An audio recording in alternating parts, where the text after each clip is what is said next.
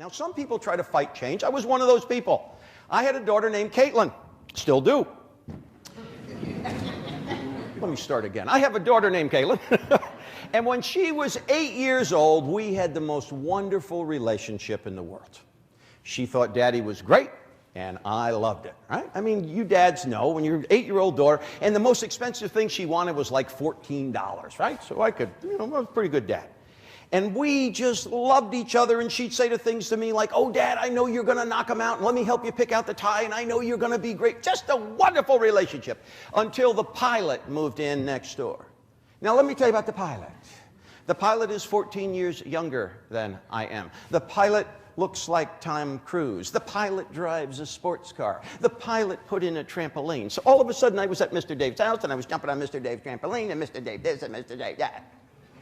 Now, of course, with my finely tuned speaker salesman's ego, this doesn't bother me at all, does it? Yeah, right. So my wife has a little talk with Caitlin, and she says, Caitlin, your daddy's a little jealous of Mr. Dave. You got to tell him how much you love him. And Caitlin, at 8 years old, understood jealousy, so she's got it figured. So a couple weeks later, I'm calling in on the phone, and I'm talking to my wife on the phone, and I'm going, did the guy come and fix the pipe and all of that? And I can hear Caitlin in the background. Is that Daddy? Is that Daddy? And I said, put her on, honey, put her on. She's got to talk to her daddy. And Caitlin gets on the phone. She says, great news, Dad, great news. I said, what, honey, what? She said, Mr. Dave's getting a bald spot just like yours. What organizations are realizing is that I have to put a change management program attached to something new, or it's not going to work. Think of change in these terms. I like to think of change in the terms of change units. You have a new change initiative. It doesn't matter what it is. You're introducing a new product, you're taking on a new line, you're doing a new marketing campaign. And basically what's supposed to happen is it's supposed to happen right here. It's supposed to start here, and the plan says that it's supposed to end here. Makes all the sense in the world. The model works. But what typically happens is the change program doesn't end here. It ends up over here. It's kind of like body surfing in the ocean. If I'm body surfing and I get knocked down, when I go to get up, if I don't time when that next wave is, I'm going to get knocked down again. So what happens is organizations come up with the greatest plan in the world. They don't spend the amount of time looking at the change management aspect, and so things start to go wrong. People decide that they're not going to include the other team. People decide that it's not my day to worry about that. All of those kinds of issues start to play in. And what happens is your change issue or your change unit has a tendency to go over where it was supposed to be.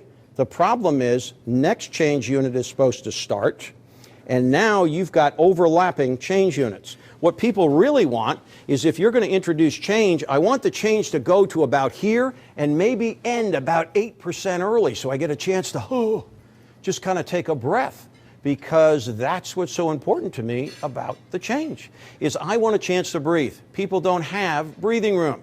Your customers are going through change. Your customers are going through dramatic change. Your customers are going through change that they never experienced in their life, because all the things we talked about, technology, competition, globalization, all of that stuff is affecting these people. So when you go to make a call on somebody, and you know what? If I'm thinking that tomorrow they're going to be firing 25 people in my division, do I really care about your value proposition today? No. I'm preoccupied with the change.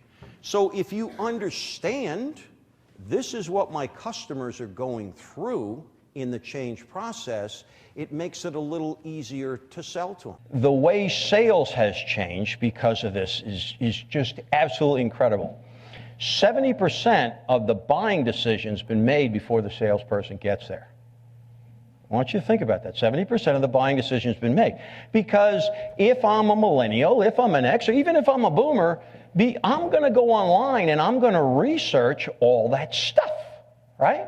So when that salesperson comes to call on me, I don't need you to tell me about the features and benefit. I don't need you to tell me about the PSI. I don't need you to tell me about all of this stuff. I know that. What I want to know is, what are you going to do? We don't know what flexibility means. And more often than not, when you ask people what they want isn't as bad as you think it would be. It will surprise you. If you could go do anything you want in the 5,000, what do you want? Oh, I'm just waiting to see what else you come up with. Oh. This is not The Price is Right. Do you know where the bottleneck is in your organization? Go, I said, then it's probably you. Because ultimately what happens here is if the person knows it needs to be done, they'll go around that supervisor's back to get the job done right, won't they? And so in an environment of fear, you're not going to get pristine information. And quite frankly, guys, in the business you're in, you can't have any gilding. You got to get precise information.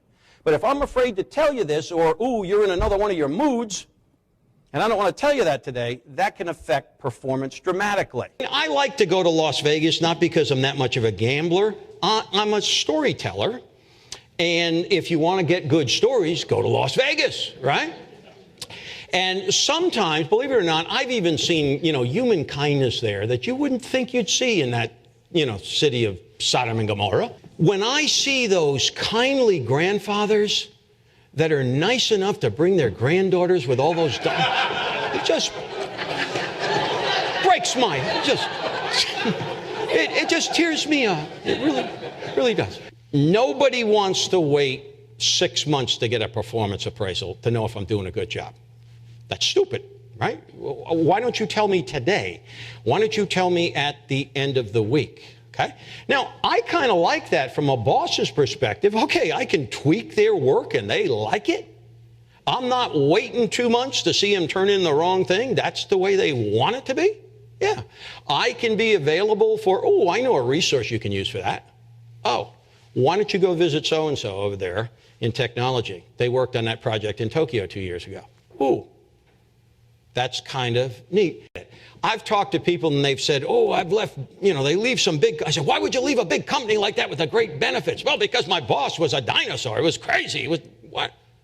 And then I've met people that said, well, I work for a company and it's kind of a little trucking company and I got a chair that sometimes the wheel works on it and sometimes it doesn't. And I kind of sometimes sit like this, but I have a sick child. And whenever that child needs me off, the boss lets me get off. Right? Genuinely care about me. And there's research that shows that typically, all right, Gallup did this.